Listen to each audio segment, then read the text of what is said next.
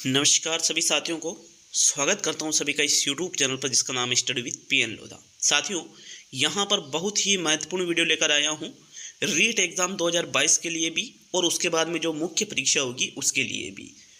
सभी को पता होगा कि राजस्थान में 2 स्तर पर अब थर्ड ग्रेड भर्ती आयोजित की जाएगी, जिसमें एक पात्रता एग्ज़ाम होगा और दूसरी मुख्य परीक्षा होगी। तो रीट लेवल 1 के लिए भी और रीट लेवल 2 के लिए, चाहे आप रीट लेवल 2 में एसएसटी सब्जेक्ट से हो, चाहे आप साइंस मैथ्स सब्जेक्ट से हो, या फिर हिंदी से हो, या फिर संस्कृत से हो, किसी भी सब्जेक्ट से हो, सेकंड लेवल में भी आपके वहाँ पर भी राजस्थान जीके आना है और लेवल 1 वालों के भी 60 प्रश्न जीके के आने हैं। तो उसी क्रम में हम देख रहे हैं कि 2013 का पेपर हालांकि लेवल 1 का है, लेकिन लेवल 1 और लेवल 2 में जीके तो वही रहेगी भाई। राजस्थान की जीके में कोई बदलाव नहीं होने वाला है। तो चाहे आप लेवल 1 से तैयारी कर रहे हो या लेवल 2 से, ये वीडियो आपके लिए काफ़ी ज़्यादा उपयोगी साबित होगा। यहाँ पर संपूर्ण 140 प्रश्नों का सॉल्यूशन करवाया जाएगा जो 2013 का पेपर था उसका। ठीक है, तो पेपर लेवल 1 का है, लेकिन लेवल 2 वालों को भी कंपलसरी यहाँ पर इस पेपर को अटेंड करना है साथियों। तो चलिए वीडियो को शुरू करते हैं। देखिएगा, सबसे पहले हम 60 जीके के प्रश्न यहाँ पर हल करने वाले हैं और ये 60 जीके के प्रश्न वर्तमान संदर्भ में भी लगभग बहुत ही ज़्यादा काम के प्रश्न हैं साथियों। तो एक एक प्रश्न को अच्छी तरह से देखिएगा। लेवल 1 वाले यूँ मत सोचना अब कि हमको जीके नहीं पढ़नी है। लेवल 1 वालों को भी पूरी राजस्थान की जीके पढ़नी है, चाहे वो भूगोल हो राजस्थान का, चाहे वो कल्चर हो राजस्थान का, या राजस्थान का इतिहास हो, और साथ में करंट अफेयर भी आपको यहाँ पर पढ़ना पड़ेगा। ठीक है, तो इसलिए वीडियो को पूरा देख करके जाइएगा। और लेवल 2 के लिए तो बिल्कुल कंफर्म रूप से यहाँ पर जीके है ही है। तो देखो, पहला प्रश्न यहाँ पर पूछा गया है कि अंतर्राष्ट्रीय महिला दिवस मनाया जाता है। बहुत ही महत्वपूर्ण प्रश्न है साथियों ये पहला ही प्रश्न। प्रत्येक वर्ष की 8 मार्च, 5 जून, 14 फरवरी या 30 मार्च को। तो देखिएगा, 14 फरवरी तो आज ही है। 14 फरवरी को तो नहीं मनाया जाता है अंतर्राष्ट्रीय महिला दिवस, बल्कि प्रत्येक वर्ष की जो 8 मार्च होती है इसको अंतर्राष्ट्रीय महिला दिवस के रूप में मनाया जाता है। किस तारीख को? 8 मार्च को। इंपॉर्टेंट है, याद रखिएगा इसको। ठीक है, नेक्स्ट दूसरा क्वेश्चन देखेंगे। तो प्रश्न संख्या 2 है आपके, कीर्ति स्तंभ कहाँ पर स्थित है? बांसवाड़ा, चित्तौड़गढ़, उदयपुर और प्रतापगढ़। देखिएगा, यहाँ पर कीर्ति स्तंभ की बात की जा रही है, तो कीर्ति स्तंभ जैसा प्रतापगढ़ और उदयपुर में कुछ भी नहीं है, बांसवाड़ा में भी नहीं है, बल्कि चित्तौड़गढ़ में कीर्ति स्तंभ स्थित है साथियों। चित्तौड़गढ़ में कीर्ति स्तंभ देख भी रखा होगा आपने। नेक्स्ट प्रश्न संख्या 3 पे आते हैं। तो तीसरा प्रश्न है आपके, RFC से आशय है राजस्थान वित्त निगम, रॉयल फिशर्स निगम, राजस्थान किसान निगम और राजस्थान बाल फाउंडेशन। इस प्रश्न को मैंने पहले भी करवा रखा है जब हम पहले रीट एग्ज़ाम की तैयारी करते थे। तो यहाँ पर देखिए, मैंने बताया था कि RFC, जिसको हम राजस्थान फाइनेंशियल कॉरपोरेशन या फिर राजस्थान वित्त निगम कहते हैं, इसकी स्थापना सन 1955 में हुई थी साथियों। कब हुई थी? 1955 में। प्रथम विकल्प आपके तीसरे क्वेश्चन में सही है। नेक्स्ट प्रश्न नंबर 4 पे आते हैं। तो चौथा प्रश्न, तुंगा का युद्ध किस वर्ष में लड़ा गया? 1787, 1781, 1785, 1789। देखिएगा, तुंगा का युद्ध किस वर्ष में लड़ा गया? प्रश्न आपसे ये पूछ रहा है। ये युद्ध लड़ाया गया था बिल्कुल 1787 में। प्रथम विकल्प इसमें बिल्कुल सही आंसर है। नेक्स्ट प्रश्न नंबर 5 पे आएंगे। तो देखिएगा, 5वां प्रश्न, राज्य में संतरा उत्पादन में अग्रणी जिला है? श्री गंगानगर, कोटा, बीकानेर और झालावाड़। तो देखो, पेपर 2013 का है, तो कुछ आंकड़े आपको 2013 के आसपास के मिलेंगे। वर्तमान में कुछ आंकड़े चेंज हो सकते हैं, लेकिन मेरे अनुसार बता रहा हूँ, जो मुझे अभी वर्तमान में भी पता है कि संतरा उत्पादन में जो अग्रणी जिला वर्तमान में भी झालावाड़ जिला ही है। अगर आंकड़े चेंज हुए हैं तो नीचे कमेंट कर सकते हैं, लेकिन मुझे तो लगता है कि भाई ये आंकड़े हैं। वर्तमान में भी संतरा उत्पादन में अग्रणी जिला राजस्थान में झालावाड़ जिला ही है। ठीक है, नेक्स्ट प्रश्न नंबर 6 पे आते हैं साथियों। 6वां प्रश्न है, देखिएगा प्रश्न नंबर 6, 73वें संविधान संशोधन अधिनियम के पारित होने के समय भारत के प्रधानमंत्री कौन थे?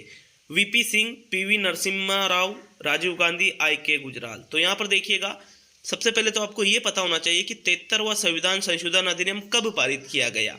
अब उसके बाद में कि उस समय भारत का प्रधानमंत्री कौन था, तो इसके लिए आपको 73वें संविधान संशोधन की जो सन है वो याद होना चाहिए साथियों। और इसका आंकड़ा मैंने निकाला नहीं है, हालांकि मिल जाएगा, तो नीचे आप हमें कमेंट करके बताइएगा। देखो, VP सिंह और PV नरसिम्हा राव तो बिल्कुल भी नहीं थे। यहाँ पर राजीव गांधी और IK गुजराल दोनों में से एक आंसर है। शायद IK गुजराल यहाँ पर सही आंसर होगा इसका। नेक्स्ट प्रश्न नंबर 7 पे आते हैं। तो चलिए 7वां प्रश्न देखो किस प्रकार से प्रश्न पूछे जा रहे हैं आपके, किस प्रकार से आपको तैयारी करनी है। सबसे पहली चीज़ जो रीट वाले हैं, लेवल 1 वाले हैं, मैं उनको देना चाहूँगा कि रीट लेवल 1 वालों को कैसे तैयारी अब करनी है।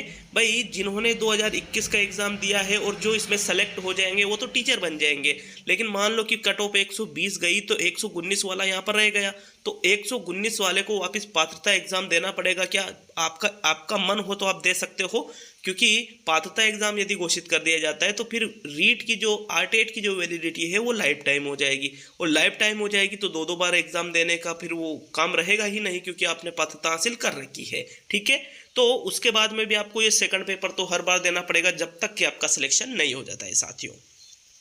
तो मेरे हिसाब से आपको रीट के साथ साथ में, भाई रीट की आप तैयारी कर ही रहे हो, इसकी तैयारी जारी रखिए। अभी 15 मार्च आने दीजिए, उसके बाद ही सब कुछ क्लियर हो पाएगा कि क्या सिलेबस रहेगा, क्या चीज़ें रहेगी। लेकिन हम अभी से उस चीज़ को समझ सकते हैं कि अगर 2 पेपर होते हैं तो ये सिलेबस आपका रहने वाला है। राजस्थान जीके कंफर्म रूप से जुड़ेगी अगर 2 पेपर होते हैं तो साथियों देखो 7वां प्रश्न क्या है, किस शासक के काल में जयपुर को गुलाबी रंग से रंगा गया। राम सिंह द्वितीय, माधो सिंह, ईश्वरी सिंह, प्रताप सिंह।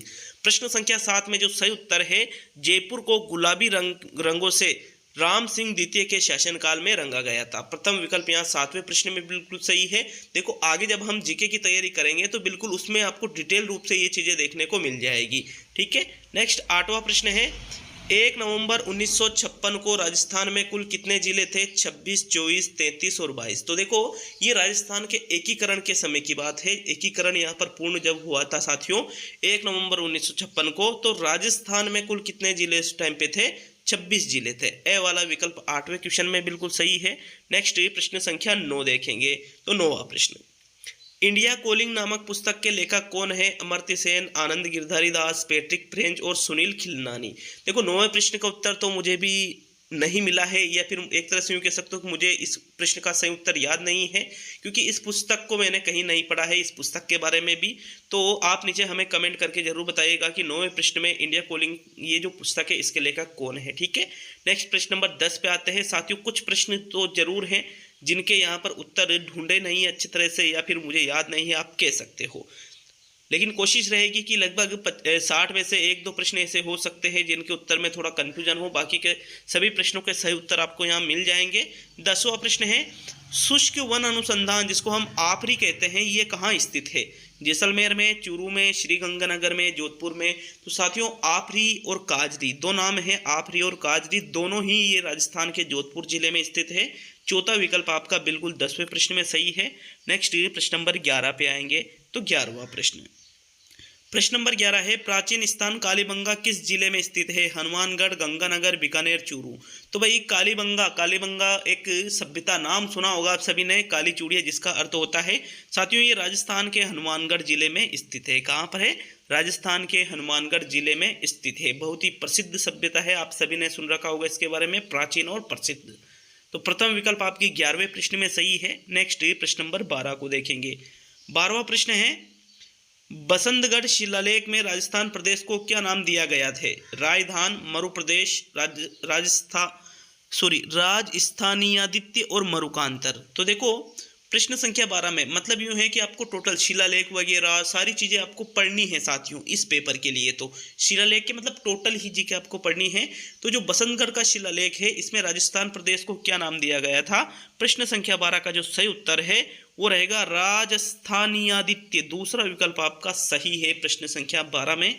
नेक्स्ट प्रश्न नंबर 13 को देखेंगे। तो 13वां प्रश्न है आपके, प्रश्न नंबर 13 है, मीरा पुरस्कार किसके द्वारा दिया जाता है। राजस्थान ब्रिज भाषा अकादमी, राजस्थान हिंदी ग्रंथ अकादमी, राजस्थान साहित्य अकादमी और राजस्थान संस्कृति अकादमी। तो मीरा पुरस्कार किसके द्वारा दिया जाता है।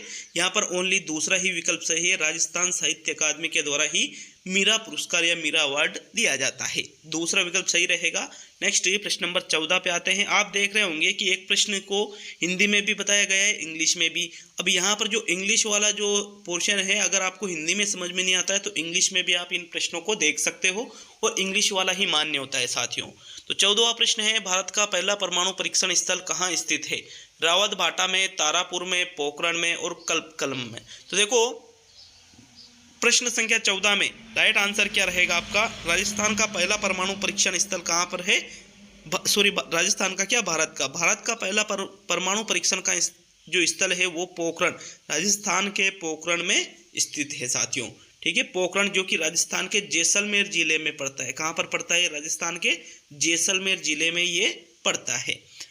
पोखरण के ऊपर पिक्चर भी बन रखी है, आप सभी ने देखा भी होगा पिक्चर को। ठीक, नेक्स्ट प्रश्न नंबर 15 पे आते हैं। तो 15वां प्रश्न, मुनि कपिल देव जी का मंदिर कहाँ स्थित है? पंचपदरा, डेगाना, कोलायत और नागौर। तो कपिल मुनि जी का यहाँ पर मंदिर आपसे पूछा गया है प्रश्न नंबर 15 में, और इसका जो सही उत्तर है कपिल मुनि जी का मंदिर कोलायत बीकानेर में है। कहाँ पर? कोलायत, जो कि कहाँ पर पड़ता है? बीकानेर में पड़ता है साथियों। दूसरा विकल्प आपके प्रश्न नंबर 15 में सही है। नेक्स्ट प्रश्न नंबर 16 पे आएंगे। 16वां प्रश्न है, बनी ठनी किस चित्रकला शैली के लिए जानी जाती है? मेवाड़, किशनगढ़, उनियारा और ढूंढाड़। तो बनी ठनी बहुत ही फेमस, बहुत ही ज़्यादा प्रसिद्ध चित्र शैली है, और ये किसके लिए जानी जाती है? किशनगढ़ शैली के लिए ही ये जानी जाती है। 16वें में सी वाला विकल्प, मतलब तीसरा विकल्प बिल्कुल सही रहेगा। नेक्स्ट प्रश्न नंबर 17, जनगणना 2011 के अनुसार राजस्थान में लिंगानुपात है। तो भाई ये तो 2013 का पेपर है, तो 2011 की पूछी जा रही है जनसंख्या, लेकिन यहाँ पर 2021 की जनसंख्या यहाँ पर आ जाएगी मेरे हिसाब से। जब इसका सेकंड पेपर होगा तो उसके पहले आ जाएगी, क्योंकि अभी 2022 चल रहा है साथियों, तो 2021 की जो जनगणना रहेगी उसके आंकड़े लगभग आ जाएंगे। तो हालांकि इस प्रश्न का अगर हम उत्तर देखें तो बिल्कुल इसका 926 सही आंसर है। 2011 के अनुसार राजस्थान में लिंगानुपात कितना था? 926, मतलब प्रत्येक 1000 पुरुषों पर स्त्रियों की संख्या 926, यही होता है लिंगानुपात। तो अगला प्रश्न देखेंगे प्रश्न नंबर 18 को। 18वां प्रश्न, राजस्थान वित्त निगम RFC का स्थापना वर्ष है 1949, 52, 58, 55। इस प्रश्न का उत्तर मैंने ऊपर ही बता दिया था। राजस्थान वित्त निगम के बारे में एक बार तो उसका पूरा नाम पूछा गया है और नीचे पूछा गया है कि इसकी स्थापना वर्ष कब है, तो मैंने आपको बताया था सन 1955 में। सी वाला विकल्प 18वें प्रश्न में सही है साथियों। नेक्स्ट प्रश्न नंबर 19 को देखेंगे। 1955 में ही यहाँ पर राजस्थान वित्त निगम की स्थापना की गई थी। तो 19वां प्रश्न पूछ रहा है आपसे, ताल छापर वन्यजीव अभ्यारण्य जाना जाता है काला हिरण, चिंकारा, खरगोश के लिए और बाघ के लिए। इस पेपर की PDF आपको मेरे टेलीग्राम चैनल पर मिल जाएगी साथियों। टेलीग्राम चैनल का नाम भी क्या है? Study with PN Lodha. Google पे आप सर्च कर सकते हो study with PN Lodha Telegram channel, या फिर टेलीग्राम पे जाकर टेलीग्राम पर भी सर्च कर सकते हो स्टडी विद PN लोधा। लगभग 15,000 लोग उसमें जुड़े हुए हैं, तो उसको आप ज्वाइन करके इसकी PDF भी ले सकते हो। तो देखो 19वां क्वेश्चन क्या है, यहाँ पर पूछ रहे हैं कि भाई ताल छापर वन्यजीव अभ्यारण्य, ताल छापर जो कि पड़ता है चूरू में, और ये किसके लिए प्रसिद्ध है साथियों? काले हिरणों के लिए। विकल्प नंबर 1 जो काला हिरण वाला है यही आपका सही आंसर है 19वें प्रश्न में। नेक्स्ट प्रश्न नंबर 20 पे आएंगे। तो 20वां प्रश्न, स्वतंत्रता प्राप्ति के समय राजस्थान में कितनी रियासतें थी? 18, 20, 19 और 21। तो राजस्थान में रियासतों की बात की जाए स्वतंत्रता प्राप्ति के समय, मतलब लगभग 1947 के आसपास की यहाँ पर बात की जा रही है साथियों। तो 20वें प्रश्न में जो सही उत्तर है वो रहेगा राजस्थान में स्वतंत्रता प्राप्ति के समय लगभग 19 रियासतें थी। बी वा जो ऑप्शन है, विकल्प है दूसरा, यही आपका सही आंसर है। चलिए आगे बढ़ेंगे 21वें प्रश्न की ओर। आपके प्रश्न नंबर 21 क्या पूछ रहे हैं साथियों?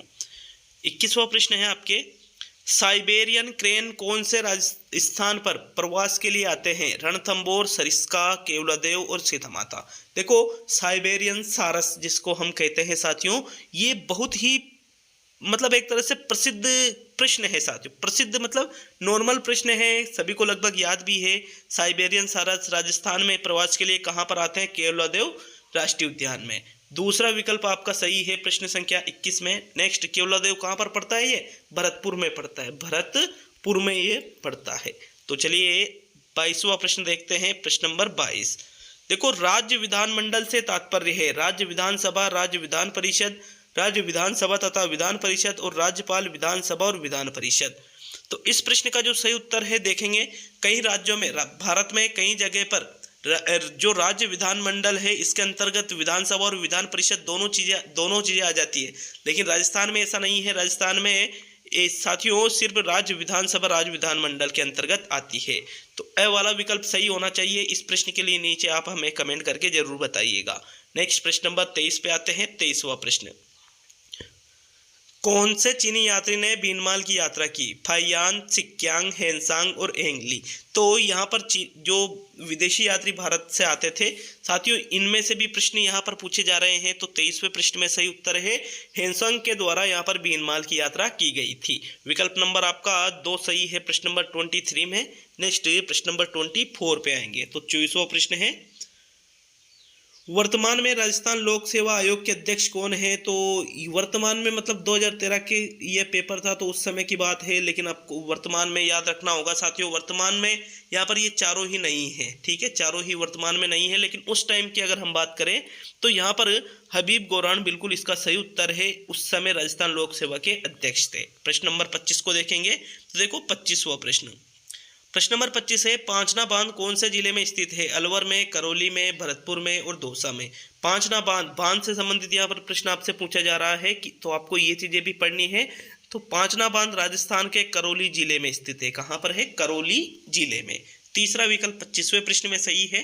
नेक्स्ट प्रश्न नंबर 26 को देखेंगे साथियों। 26वां प्रश्न है, ख्यात से क्या आशय है? ख्यात राजस्व व्यवस्था है, किसी राज्य के राजवंश का वर्णन है, किसी व्यक्ति को दी गई उपाधि है और कृषि योग्य भूमि है। तो साथियों ख्यात का नाम सुन रखा होगा आपने। ख्यात का मतलब राजस्थान में किससे लिया जाता है? किसी राज्य के राजवंश का वर्णन यहाँ पर जो किया जाता है उसको ही ख्यात के नाम से जाना जाता है। दूसरा विकल्प 26वें प्रश्न में सही है। नेक्स्ट प्रश्न नंबर 27 पे आते हैं। तो 27वां प्रश्न, कौन सा रक्त समूह सार्वभौमिक दाता कहा जाता है? ए बी और ओ। तो सार्वभौमिक दाता मतलब जो किसी को भी अपना रक्त दे सके, किसी को भी दान कर सके।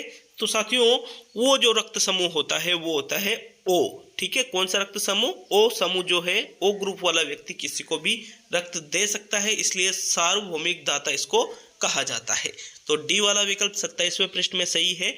नेक्स्ट प्रश्न नंबर 28 पे आएंगे। तो आपके 28वां प्रश्न, निम्न में से किसे गॉड कण के रूप में जाना जाता है? मेसोन, हिग्स बोसान, प्रोटॉन और क्वार्ट्ज। साथियों प्रश्न नंबर जो 28 है इसका सही उत्तर बताइएगा। गॉड कण के रूप में किसे जाना जाएगा? तो हिग्स बोसोन को ही गॉड कण के रूप के नाम से जाना जाता है। सी वाला विकल्प बिल्कुल सही है 28वें में। नेक्स्ट प्रश्न नंबर 29 पे आएंगे। तो 29वां प्रश्न बहुत ही अच्छा प्रश्न है, खाटू श्याम मंदिर किस जिले में स्थित है? सीकर, पाली, सिरोही, सवाई माधोपुर। साथियों खाटू श्याम जी का नाम सुना ही होगा सभी ने। राजस्थान का ये जो प्रसिद्ध मंदिर है ये राजस्थान के सीकर जिले में स्थित है। खाटू श्याम जी का मंदिर कहाँ पर है? राजस्थान के सीकर जिले में। ए वाला विकल्प 29वें प्रश्न में सही है। नेक्स्ट प्रश्न नंबर 30 को देखेंगे। तो 30वां प्रश्न, रावण हत्ता है। क्या है रावण हत्ता? लोक नाट्य है, लोक कला है, लोकवाद्य है और लोकगीत है। तो रावण हत्ता लोक कला, लोक नाट्य, लोकगीत न होकर लोकवाद्य है। ये क्या है? ये लोकवाद्य। 30वें में दूसरा विकल्प सही है। नेक्स्ट 31वां प्रश्न देखते हैं। तो यहाँ पर प्रश्न नंबर 31 है। देखो प्रत्येक ये जीके के जो हम 60 प्रश्न हल कर रहे हैं ना, प्रत्येक प्रश्न 2 नंबर का है और नकारात्मक अंकन है। तो इसमें यही है कि अगर आपको क्लियर याद है तो ही आपको करना है, नहीं तो फिर दिक्कत हो जाएगी आपके। तो 31वां प्रश्न है, इन्हें वांगड़ का गांधी के रूप में जाना जाता है। किनको? भोगीलाल पांड्या, कृपा धाकड़, सिंघाबाई और गोविंद गुरु। तो वांगड़ का गांधी किसको कहा जाता है साथियों? 31वें प्रश्न में जो सही उत्तर आता है वो है भोगीलाल पांड्या को ही वांगड़ का गांधी कहते हैं। ए वाला विकल्प 31वें प्रश्न में सही है। नेक्स्ट प्रश्न नंबर 32 को देखेंगे। तो 32वां प्रश्न साथियों आपके प्रश्न नंबर 32 है। ये देखिएगा, नींबू चना को किस किसान आंदोलन के संदर्भ में याद किया जाता है? मारवाड़ किसान आंदोलन, अलवर किसान आंदोलन, मेवाड़ किसान आंदोलन और बेगू किसान आंदोलन। तो जो नींबू चना है इसको अलवर किसान आंदोलन के रूप में याद किया जाता है। किसके रूप में? अलवर किसान आंदोलन। दूसरा विकल्प आपके 32वें प्रश्न में सही है। नेक्स्ट प्रश्न नंबर 33 पे आते हैं। देखो 33वां प्रश्न आपसे पूछ रहा है, 1929 के बाल विवाह निरोधक जो शारदा एक्ट है इनका संबंध किससे है? शारदा चरण शुक्ल से, एच.वाई. शारदा प्रसाद, रामकरण शारदा और हरविलास शारदा। साथियों बाल विवाह के संबंध में एक्ट पारित किया गया था 1929 में, शारदा एक्ट जिसको हम कहते हैं। तो शारदा एक्ट का संबंध हरविलास शारदा से है। किससे है? हरविलास शारदा से। तीसरा विकल्प आपके प्रश्न नंबर 33 में सही है। नेक्स्ट प्रश्न नंबर 34 पे आते हैं। तो चलिए 34वां प्रश्न देखेंगे। प्रश्न नंबर 34 है, संप सभा के संस्थापक थे? नानक भील, भोगीलाल पांड्या, गोविंद गुरु और विजय सिंह पथिक।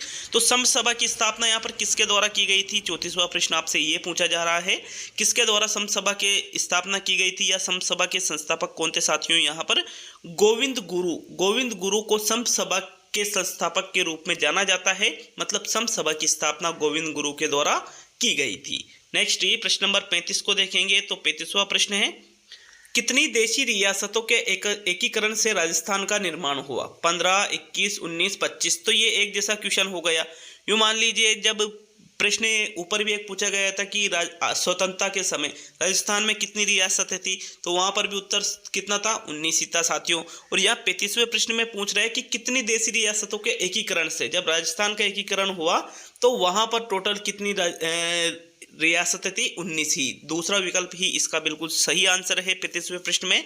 नेक्स्ट प्रश्न नंबर 36 पे आते हैं। तो 36वां प्रश्न पूछा गया था, राजस्थान के पूर्ण एकीकरण की स्वर्णिम जयंती इस तिथि को मनाई गई थी? 15 अगस्त 1997, 30 मार्च 1999, 26 जनवरी 2000 और 1 नवंबर 2006। तो पूर्ण एकीकरण की स्वर्ण जयंती साथियों किस तिथि को मनाई गई थी? आपसे प्रश्न ये पूछा गया है। 36वें प्रश्न में जो सही उत्तर है 1 नवंबर 2006 को पूर्ण एकीकरण की स्वर्ण जयंती के रूप में मनाया गया था। चौथा विकल्प आपके 36वें प्रश्न में सही है। नेक्स्ट प्रश्न नंबर 37 को देखेंगे। तो देखो 37वां प्रश्न, यहाँ पर 37वां प्रश्न है, राजस्थान के मौर्य सभ्यता के अवशेष यहाँ पर मिले हैं? कालीबंगा, हनुमानगढ़, आहड़, उदयपुर, गणेश्वर, सीकर, विराटनगर, जयपुर। तो सारी सभ्यताओं को आपको अच्छी तरह से पढ़ना होगा साथियों, क्योंकि यहाँ से भी 2-3 प्रश्न यहाँ पर पूछ लिए गए हैं।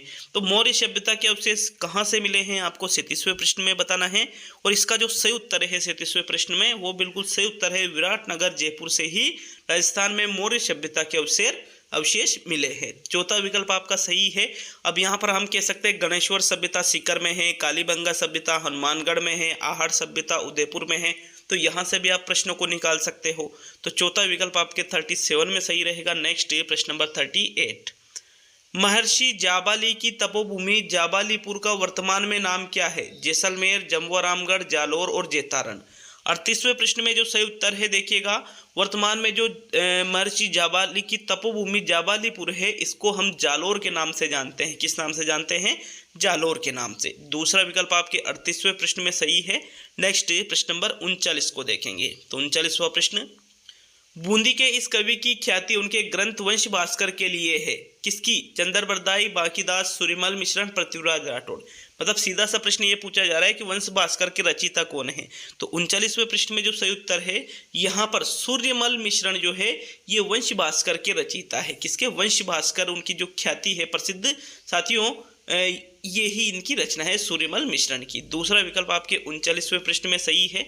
नेक्स्ट प्रश्न नंबर 40। तो चलिए 40वां प्रश्न देखते हैं। प्रश्न नंबर 40 को ये देखिएगा। प्रश्न नंबर 40 को, राजस्थान के प्रसिद्ध संत एक संप्रदाय के प्रवर्तक और जिनकी समाधि फुलेरा के निकट नारायणा में है, उनका नाम है? दादू, रज्जब, सुंदरदास और पीपा। तो पहली चीज तो ये कि समाधि कहाँ पर है? फुलेरा के निकट। ठीक है, संप्रदाय के प्रवर्तक भी है, प्रसिद्ध संत भी है साथियों, बिल्कुल इनका नाम है दादू, संत दादू दयाल। ए वाला विकल्प आपके प्रश्न नंबर 40 में सही है। नेक्स्ट प्रश्न नंबर 41 पे आएंगे। तो चलिए 41वां प्रश्न ये देखिएगा।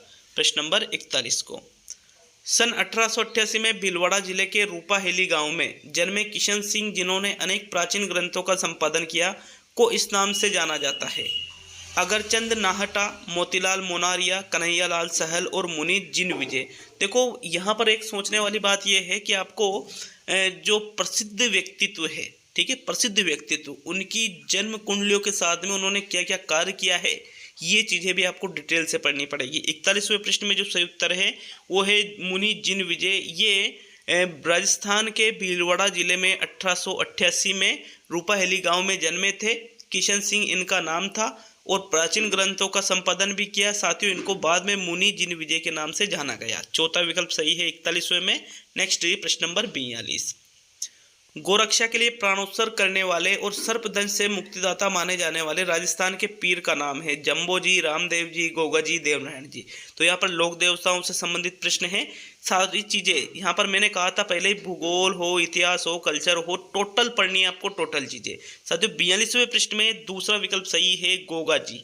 साथियों गोगा जी को सर्पदंश से मुक्तिदाता माना जाता है। राजस्थान के पीर के अंतर्गत, राजस्थान के जो पीर है पंचपीर, उनके अंतर्गत जाना जाता है। और गौ रक्षा के लिए इन्होंने अपने प्राणोत्सर्ग, अपने प्राणों का बलिदान दे दिया था।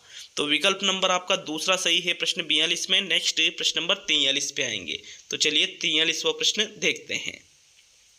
असंगत को पहचाने। बनास, लूणी, चंबल, राजसमंद। तो भाई यहाँ पर बनास, लूणी, चंबल तीनों ही नदियों के नाम है, जबकि राजसमंद एक जिले का नाम है। तो यहाँ पर चौथा विकल्प क्या हो गया? असंगत हो गया, इसलिए यही आपका सही आंसर होगा। नेक्स्ट प्रश्न नंबर 44 पे आते हैं। तो 44वां प्रश्न, इनमें से किस खनिज में राजस्थान को देश में एकाधिकार प्राप्त नहीं है? वोले, स्टोनाइट, संगमरमर, जेस्पार और गार्नेट। तो देखो 44वें प्रश्न में आपसे जो पूछा गया है, जो संगमरमर है इसमें भी राजस्थान को एकाधिकार है, जेस्पार में भी एकाधिकार है और वोले स्टोनाइट में भी एकाधिकार है, लेकिन गार्नेट में एकाधिकार प्राप्त नहीं है। तो चौथा विकल्प ही आपका सही उत्तर होगा प्रश्न नंबर 44 में। नेक्स्ट आगे बढ़ेंगे प्रश्न नंबर 45 पर। तो 45वां प्रश्न देखिएगा, प्रश्न नंबर 45 को क्या पूछा जा रहा है। देखो किसी प्रश्न में अगर कोई कंफ्यूजन हो तो नीचे कमेंट कर सकते हैं। प्राचीन सरस्वती नदी के किनारे स्थित राजस्थान की सबसे प्राचीन नगरीय सभ्यता का नाम है? कालीबंगा, आहड़, बेराट और बागोर। तो 45वें प्रश्न में जो सही उत्तर है साथियों, सबसे प्राचीन नगरीय सभ्यता सरस्वती नदी के किनारे, जिसको वर्तमान में हम घग्गर नदी कहते हैं ना, तो साथियों ये कालीबंगा जो हनुमानगढ़ वाली जो सभ्यता है, यही सबसे प्राचीन सभ्यता है।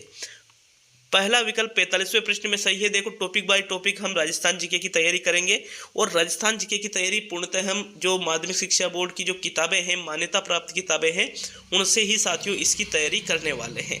तो निश्चित रूप से इसका फायदा आपको जरूर एग्जाम में देखने को मिलेगा। नेक्स्ट प्रश्न नंबर 46 को देखेंगे। तो 46वां प्रश्न है। प्रश्न नंबर 46, क्षेत्रफल के अनुसार राजस्थान का सबसे छोटा जिला है? करौली, धौलपुर, सिरोही, जालोर। तो राजस्थान का सबसे छोटा जिले की अगर हम बात करें तो राजस्थान का धौलपुर जिला सबसे छोटा जिला है, जबकि सबसे बड़े जिले की बात करें तो राजस्थान का जैसलमेर जिला राजस्थान का क्षेत्रफल की दृष्टि से सबसे बड़ा जिला है साथियों। ठीक है, नेक्स्ट प्रश्न नंबर 47 पे आते हैं। तो 47वां प्रश्न, राजस्थान का कौन सा शहर ब्लू पोट्री के लिए प्रसिद्ध है? जोधपुर, जयपुर, बीकानेर और उदयपुर। 47वें प्रश्न में जो सही उत्तर आपका रहेगा, राजस्थान का कौन सा शहर? तो राजस्थान का जयपुर शहर ब्लू पोट्री के लिए प्रसिद्ध माना जाता है। सी वाला विकल्प आपके 47वें प्रश्न में सही है। नेक्स्ट प्रश्न नंबर 48 को देखेंगे। तो 48वां प्रश्न, राज्य पुष्प जिसे रेगिस्तानी सागवान भी कहा जाता है का नाम है? खेजड़ी, कीकर, सुबबुल और रोहिड़ा। तो रेगिस्तानी सागवान कीकर को तो नहीं साथियों। खेजड़ी राजस्थान का राज्य वृक्ष है, इसको रेगिस्तानी सागवान नहीं कहते हैं। तो किसको कहा जाता है? रेगिस्तानी सागवान रोहिड़ा को कहा जाता है। किसको? रोहिड़ा को। विकल्प नंबर आपका 4 सही है प्रश्न नंबर 48 में। नेक्स्ट प्रश्न नंबर 49 पे आते हैं। तो 49वां क्वेश्चन क्या पूछ रहा है आपसे, टायर ट्यूब बनाने का राज्य का सबसे बड़ा कारखाना कहाँ स्थित है? कांकरोली, कोटा, जोधपुर और भिवाड़ी। तो राजस्थान में टायर ट्यूब बनाने का सबसे बड़ा कारखाना कांकरोली, जो कि राजसमंद जिले में पड़ता है। कहाँ पर पड़ता है? राजसमंद जिले में पड़ता है, यहाँ पर स्थित है। ए वाला विकल्प 49वें प्रश्न में सही है। नेक्स्ट प्रश्न नंबर 50 को देखेंगे। तो 50वां प्रश्न, राजस्थान में मीठे पानी की सबसे बड़ी झील कौन सी है? सांभर, आना सागर, जयसमंद, पिछोला। तो भाई यहाँ पर सांभर तो यहाँ पर खारे पानी की झील है, ये मीठे पानी की नहीं है साथियों। तो 50वें प्रश्न में ए वाला विकल्प तो हट जाता है। राजस्थान के सबसे बड़ी मीठे पानी की झील राजस्थान में जयसमंद है। कौन सी झील है? जयसमंद झील है।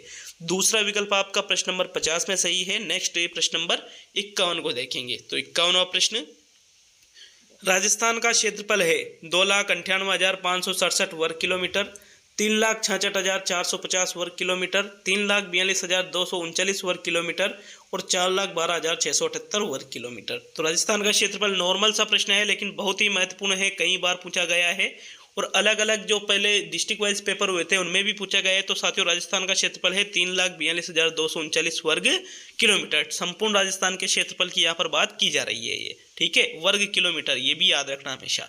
तो सी वाला विकल्प आपके 51वें प्रश्न में सही है। नेक्स्ट देखेंगे प्रश्न नंबर 52 को। 52वां प्रश्न, राजस्थान नहर परियोजना के योजनाकार कौन थे? कंवर सेन, जवाहरलाल नेहरू, गंगा सिंह और मोहनलाल सुखाड़िया। देखो प्रश्न संख्या 52 में आपसे जो पूछा गया है, इस प्रश्न का सही उत्तर है कंवर सेन को। किसको? कंवर सेन को साथियों। राजस्थान नहर परियोजना के योजनाकार के रूप में जाना जाता है? कंवर सेन को। विकल्प आपका एक सही है 52वें प्रश्न में। नेक्स्ट देखेंगे प्रश्न नंबर 53 को। तो 53वां प्रश्न है, शुष्क वन अनुसंधान संस्थान आपरी किस नगर में है? जोधपुर, बाड़मेर, बीकानेर, जैसलमेर। 2 बार प्रश्न पूछ लिया गया है, पहले शॉर्ट में पूछा था साथियों। ये आपरी और काजरी मैंने आपको बताया था, आपरी और काजरी दोनों ही राजस्थान के जोधपुर जिले में स्थित है। ए वाला विकल्प आपके 53 में सही है।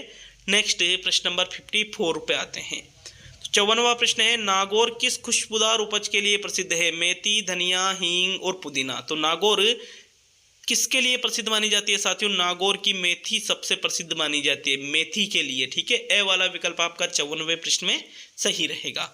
नेक्स्ट प्रश्न नंबर 55 पे आते हैं। तो 55वां प्रश्न, राष्ट्रीय ऊंट अनुसंधान केंद्र किस जिले में स्थित है? भीलवाड़ा, बीकानेर, बाड़मेर और जैसलमेर। तो 55वें प्रश्न का सही उत्तर बताइएगा। इसका जो सही उत्तर है, राष्ट्रीय ऊंट अनुसंधान केंद्र कहाँ पर स्थित है? राजस्थान के बीकानेर में, बीकानेर जिले में स्थित है। सी वाला विकल्प आपके 55वें प्रश्न में सही है। नेक्स्ट प्रश्न नंबर 56, राजस्थान का कौन सा जिला संतरा उत्पादन के लिए प्रसिद्ध है? तो डबल बार प्रश्न पूछ लिया गया है। झालावाड़, राजसमंद, अलवर और टोंक। देखो यहाँ पर अग्रणी वाला प्रश्न पूछा गया था, तो उसमें भी झालावाड़ था।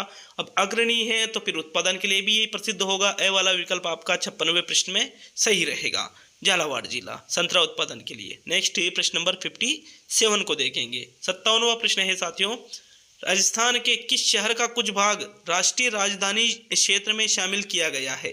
कोटपुतली, धौलपुर, जयपुर और अलवर। तो राष्ट्रीय राजधानी क्षेत्र के अंतर्गत यहाँ पर जयपुर को शामिल तो नहीं किया गया है, ना ही अलवर को, बल्कि कोटपुतली को शामिल किया गया है। किसको? कोटपुतली को। ए वाला विकल्प आपके 57 में सही है। नेक्स्ट प्रश्न नंबर 58 पे आते हैं। इन जिलों में कोई नदी नहीं बहती है? बीकानेर और चूरू में, धौलपुर और करौली में, जैसलमेर और बाड़मेर में, सिरोही और जालौर में। तो कौन से जिलों में कोई नदी नहीं बहती है? देखो धौलपुर में भी बहती है, यहाँ पर जैसलमेर में भी बहती है, सिरोही में भी बहती है, लेकिन बीकानेर और चूरू में कोई नदियाँ नहीं बहती है। ए वाला विकल्प 58 में बिल्कुल सही है। नेक्स्ट प्रश्न नंबर 59 पे आते हैं। तो 59वां प्रश्न है, राज्य में मूंगफली का सबसे ज्यादा उत्पादन इस जिले में होता है? बीकानेर, जोधपुर, उदयपुर और बूंदी। तो मूंगफली का उत्पादन किस जिले में सर्वाधिक होता है साथियों? राजस्थान के बीकानेर जिले में सर्वाधिक मूंगफली का उत्पादन होता है। ए वाला विकल्प 59 में सही है। अब जीके का अंतिम और 60वां प्रश्न, निम्न में से राजस्थान के किस संभाग में सबसे ज्यादा जिले हैं? बीकानेर, कोटा, अजमेर और उदयपुर। बहुत ही महत्वपूर्ण प्रश्न है, याद रखिएगा। राजस्थान के उदयपुर संभाग में सर्वाधिक जिले हैं। विकल्प नंबर आपका 4 सही है प्रश्न नंबर 60 में। इस प्रकार से आपके दोनों लेवल के इसी प्रकार से आपके राजस्थान जीके आनी है मुख्य पेपर में साथियों। तो राजस्थान जीके की निश्चित रूप से आपकी तैयारी होना अति आवश्यक है। इसके बाद में अगर हम देखें तो यहाँ पर सेक्शन 2 चालू हो जाता है, जिसमें सेक्शन 2 में आपके साइकोलॉजी देखने को मिलेगी, सेक्शन 3 में आपके सब्जेक्ट विशेष देखने को मिलेंगे, सेक्शन 4 में यहाँ पर आपको सब्जेक्ट विशेष के बाद में शिक्षण विद्या देखने को मिलेगी। सारी चीज़ें इस प्रकार आपके 140 प्रश्न हो जाएंगे।